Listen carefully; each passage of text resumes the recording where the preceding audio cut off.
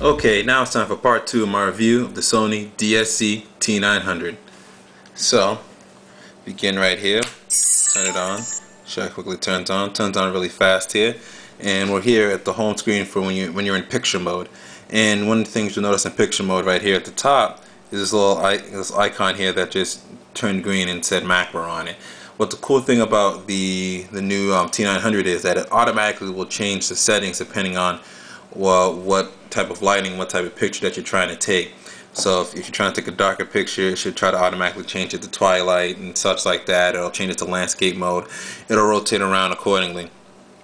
Nice, cool, and some other nice, cool features here. We're gonna look here on the left side here. We have your face detection, your timer, and this is where you set your auto settings. You can also change it if you click on it if you want to change it to the setting manually. And hit the home screen here.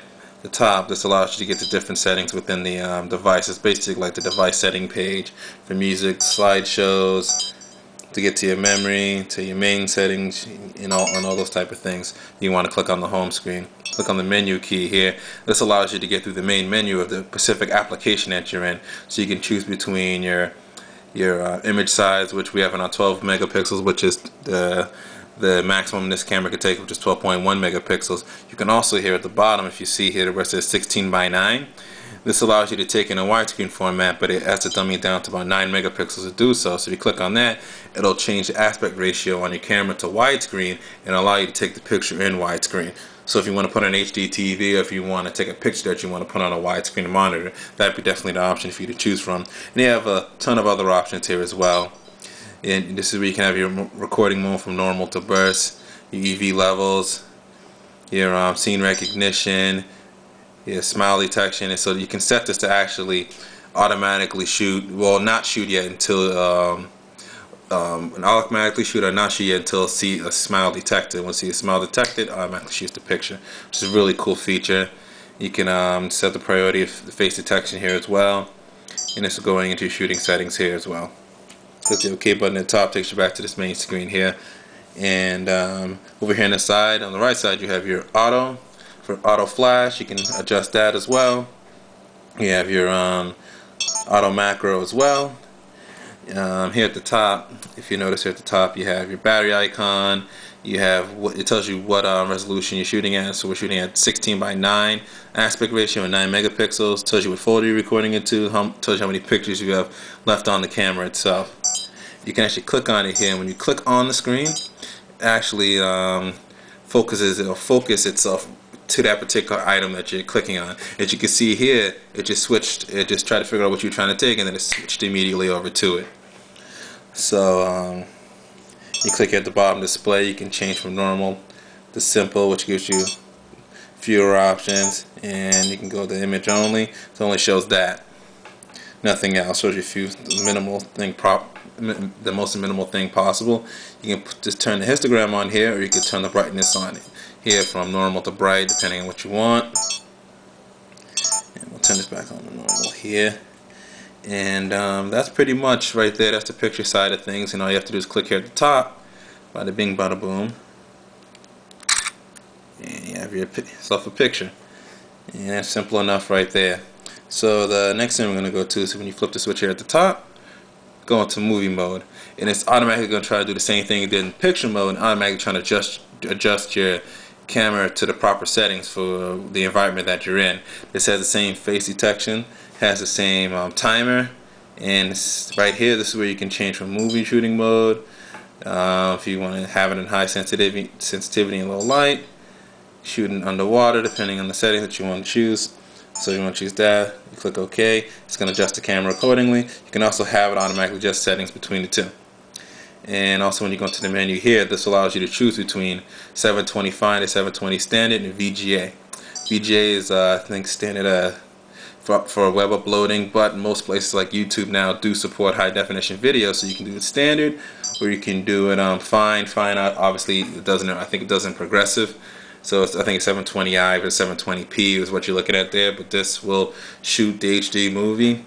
up to 720p. The nice thing about it is that it does allow you to use up to 30 minutes of a single recording. As in previous cameras of the Sony, it would stop after 10 minutes no matter how much memory you had on the system. But this now will allow you to go up to 30 minutes, which is really cool. You can change the EV level, your white balance, your focus, your metering mode, your color mode, your steady shot, your shooting settings. Same thing as you saw in the picture mode as well. Same display settings as well. So there you go. That's pretty much the movie mode there. Relatively simple. It's finger friendly. You can get through it as quickly as you want to. And when you click on this button here, will access the playback feature where you can have your pictures here on the side. You can create your slideshows. You can adjust how you view the pictures, so you can choose between them. You click on them. You can delete pictures. You can skip pictures between here and there. You can wind it all the way. You can also create a slideshow. You can just create your slideshow based on the pictures that you have. You can also have little effects. You can also add music to it. If you put music on the device, you can add music to it as well. That's why you got this nice big wide 3.5-inch screen. It's supposed to be sort of a photo viewer too, so you can kind of show it to people as well. Okay, to go over a few tech specs here, the T900 is a 12.1 megapixel camera with 4x optical zoom, has technologies such as anti-blur, steady shot, face detection, and smile shutter. It has a car-sized lens inside of it. It has image scene recognition, which allows it to automatically change the settings based on the environment that you're in to give you the best picture at the optimal settings. It has HD video recording at 720p. The files in .mp4 format and MPEG-4 format, so that should work on most video editors such as Sony Vegas or Adobe Premiere. If you use Windows Movie Maker, you're probably going to have to convert the file to MPEG or WMV for it to work in there. You can upload it straight to YouTube or any other video file sharing website that supports MPEG-4. You should get the high quality. Should get, if it supports HD, so it should get the HD settings as well when you upload it directly. Other than that, it has a 3.5-inch lens, LCD on the back of it as well, LCD touchscreen on the back of it as well. Other than that, this is just a very solid camera, and I'm very happy I was able to purchase it. It's good. It's a great upgrade from my T200. The image quality is awesome. I'm going to have some pictures up there for you to view of image quality. I'm going to have some test HD videos up there for you to view as well. Also, you can check out some of my reviews that I've put up that I've recorded with that camera in HD. So you can see the quality of that as well. But I definitely give it a big thumbs up here and definitely would recommend it. Also, the difference between the T90 and the T900, just in case you're comparing the two, the T90 has a small 3-inch screen on the back, but it also doesn't have stereo sound, as the Sony T900 has stereo sound and has a bigger screen on the back. So you can choose between the two, but I definitely think the T900 is worth the extra little cash. So this is BWOne from BWOne.com giving this another thumbs up right there. And also I'll tell you to follow BWOne.com at twitter.com. So that's BWOne.com. That's BWONE.com. Also reminding you to live your tech world in high definition.